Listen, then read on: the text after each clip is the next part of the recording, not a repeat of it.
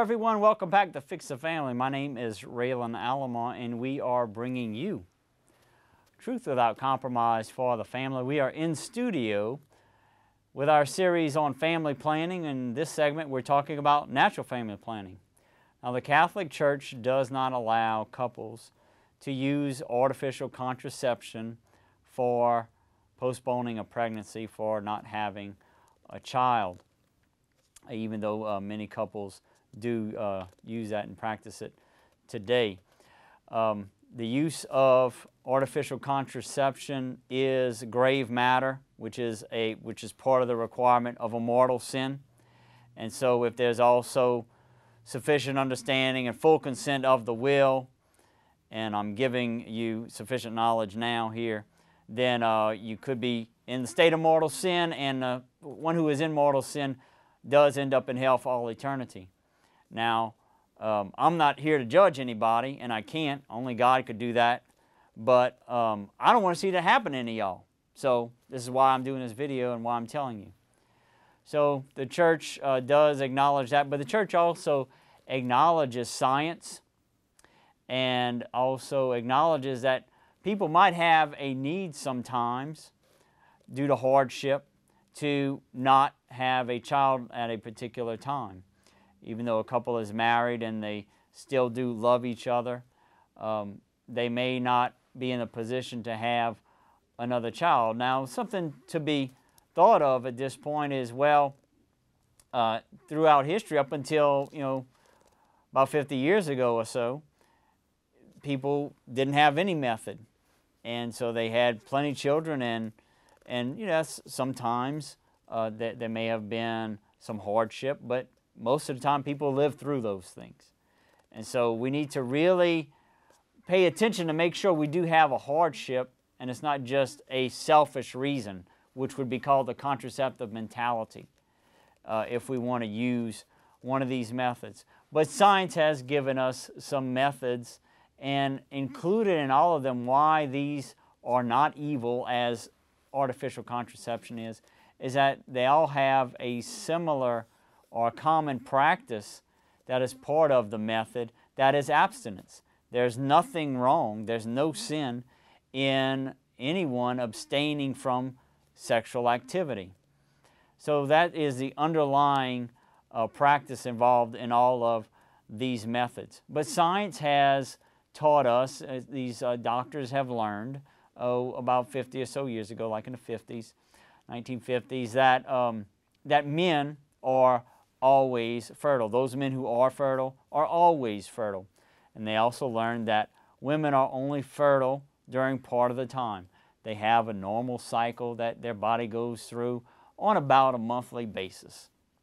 And science has revealed that they are only fertile during part of that cycle. So as long as the couple abstains from having intimacy at the time of when she is fertile, then they will not conceive a child. It's just not possible. And so the methods that we're talking about here were developed to identify, because the fascinating thing is that God has created women's bodies to be absolutely fascinating the way they work. The fascinating thing is that they will give signs. They will have certain symptoms when they are fertile. So these doctors were able to identify those symptoms. Now, the first of the four methods that do work and are acceptable by the church, well, not all of them work. There are four methods. One of them does not work. It's called the rhythm method, if you've heard of that. It has a flawed concept in it that thinks that a woman's cycle is going to always be regular, and pretty much everybody knows that it's not always regular, not always the same. But that was the groundbreaking discovery, and that's what helped to lead to the discovery of those other methods. The other methods are the Creighton Model, the symptothermal method, and the Billings method. And we'll put some links in our description here. If you just click on those links to those organizations that represent these methods and help to promote and instruct on them, and you can get to that.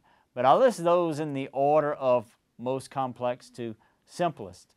And I just recommend normally, my wife and I are trained instructors in the Billings method, which is the simplest. And I just will recommend to couples normally that you use whatever method you like. They're all permissible by the church. But it makes more sense to me to use the simplest one, and if you need something more complex where one isn't as effective for you as the other, then you use something more complex if you're not comfortable with the other. The big question that also often comes up is, well, does it work? And I'll put it to you this way. All of these methods work as good as surgery. So if someone, and this is very common today, and also a mortal sin, if someone sterilizes themselves, or as I call it, mutilates themselves, and damages the temple of the Holy Spirit, their body, by an attempt to sterilize through either vasectomy or tubal ligation, then there is still a chance that they could conceive a child. And people probably have heard of this happening probably with somebody that you know. And that is how it's rare, and that's how rare a failure of the method on natural family planning is. And I hate to call it a failure because obviously the conception of a child could never be considered to be a failure, because a child is a beautiful thing. So they are very effective, more effective than any of the other methods, artificial methods of contraception, more effective than the pill, definitely more effective than the condom. It all works very well. And the other common question after that usually is, well, if that's the case, then why is it that everybody that uses it has these huge families? And that's very common. It's not everybody, but it is very common. And the reason for that is because they don't carry the contraceptive mentality. They see the beauty of their intimacy, and they see the fruitfulness of their intimacy as a beautiful thing, and so they are open to children. We are open to children, and we have as many as we possibly can, because we think what God has done with us is a beautiful thing, and to be fruitful and multiply. So that is what's out there for natural family planning for those who are in a serious reason, in a situation where they have to postpone a conception at a certain time in their marriage. Then at any point in time they can resume and welcome a child if that is God's will for them. So thank you for listening. God bless you. More to come here on Fix the Family.